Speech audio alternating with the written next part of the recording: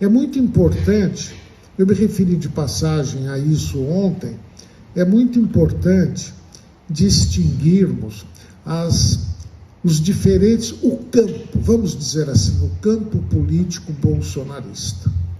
Esse campo político é integrado por diferentes classes e frações de classe, e os interesses de cada uma delas não são necessariamente coincidentes. Eles convergem, tanto é que estão no mesmo campo, mas não são necessariamente coincidentes. E entre eles há brechas e fissuras que o movimento popular pode, mais do que pode, deve aproveitar e deve investir nisso, né?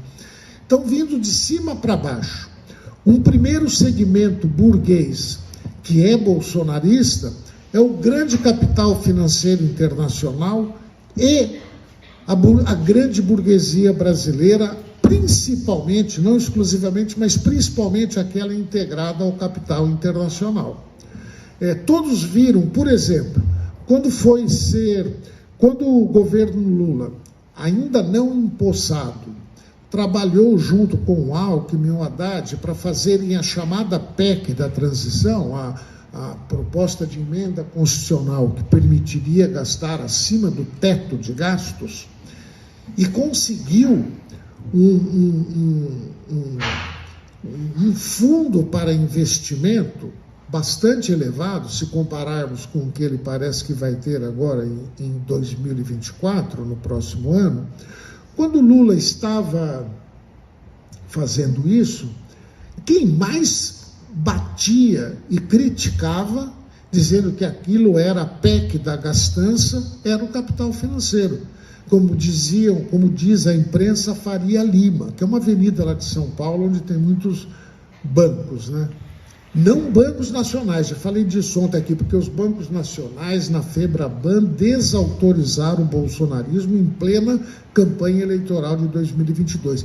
Mas os bancos de investimento da Faria Lima que vivem de captar dólar no exterior.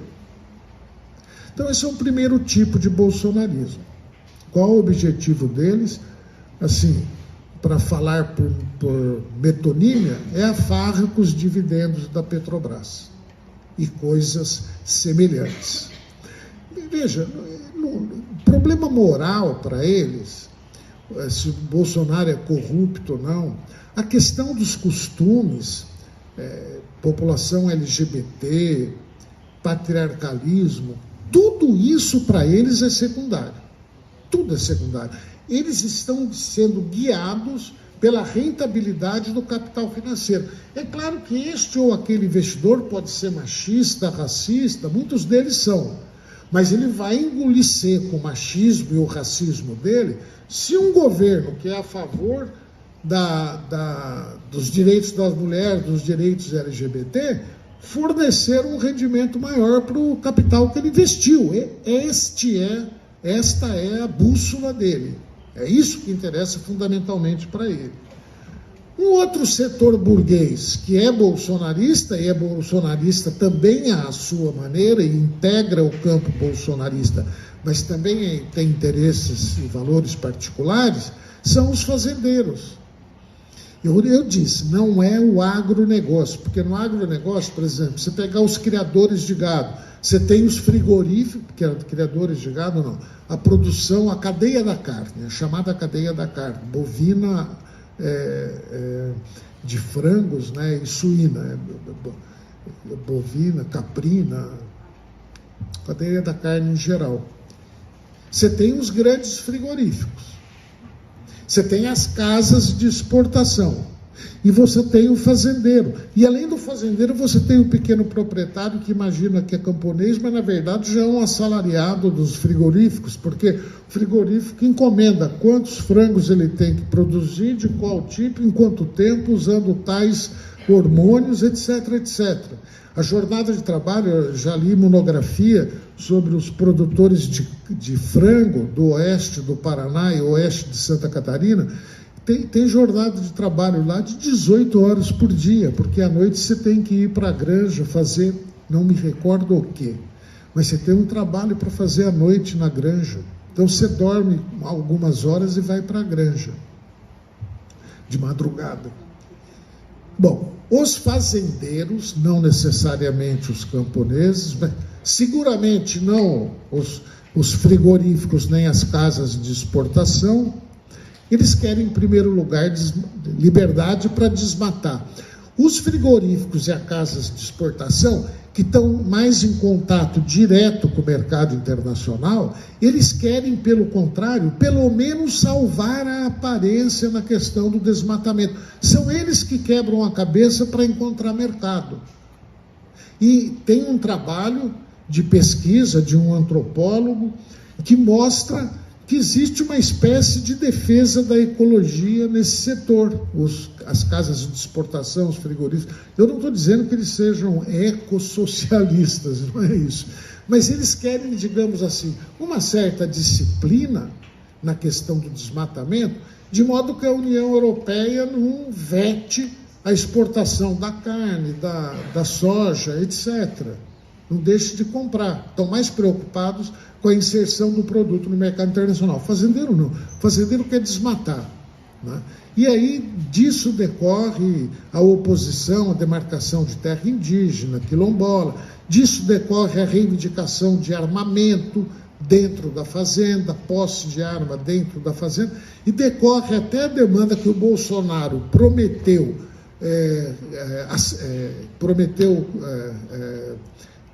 implantar, né, atender, que era a demanda da exclusão de ilicitude, né?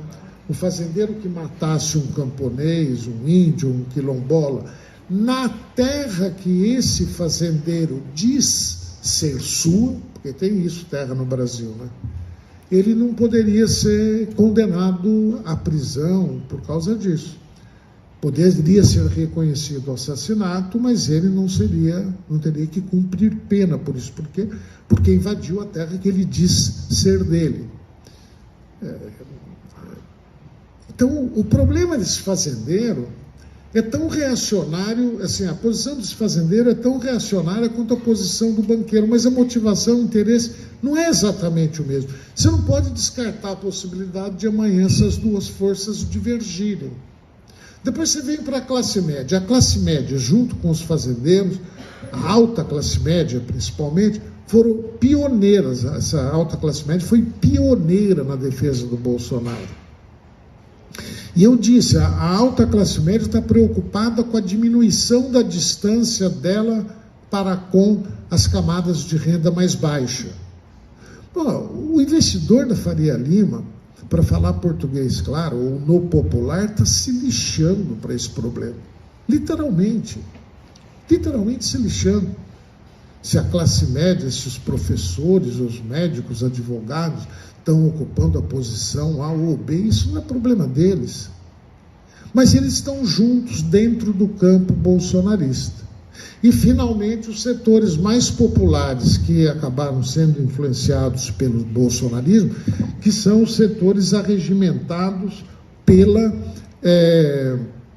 pelas igrejas pentecostais. Esses, tem um livro de um antropólogo ou sociólogo, não me recordo agora, que estudou o bolsonarismo, que estudou as igrejas pentecostais na periferia sul da cidade de São Paulo, e ele diz o seguinte, que você vai fazer entrevistas, realizou entrevistas, né, com os pentecostais, que são todos populares lá, né, dos mais variados segmentos.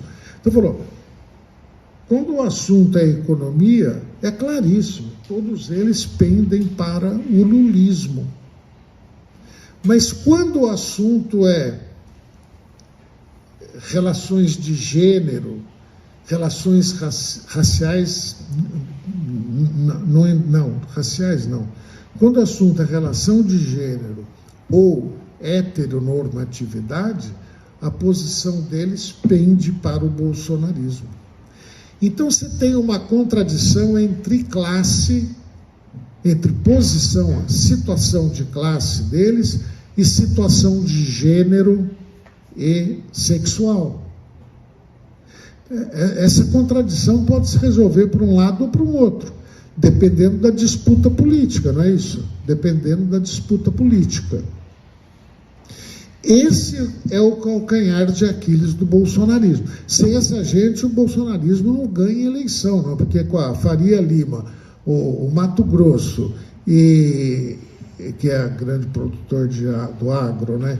E a classe média alta, advogados, professores, professores universitários fazem parte da classe média alta. Arquitetos, advogados bem remunerados, porque também a massa de advogados recebe muito pouco, tem muito baixa renda, né? Com isso daí só não ganha eleição, não. Não ganha. Então, é importante ter essa noção que o campo bolsonarista é um campo heterogêneo. E essa heterogeneidade deve estar presente nas associações de partidos populares, os partidos socialistas, populares, quando vão definir sua estratégia, deve ter presente essa heterogeneidade para fazer a luta contra o neofascismo bolsonarista, tá certo?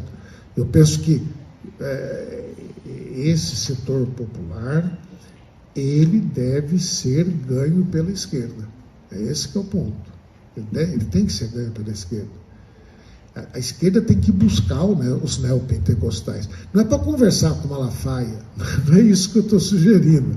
Estou propondo nenhum diálogo com Malafaia, estou propondo nenhum diálogo com nenhum pastor bolsonarista. Tem uma minoria de pastores progressistas, evidentemente, com esses deve dialogar. Mas a grande maioria que é bolsonarista não é para fazer diálogo com eles, é para buscar a base deles.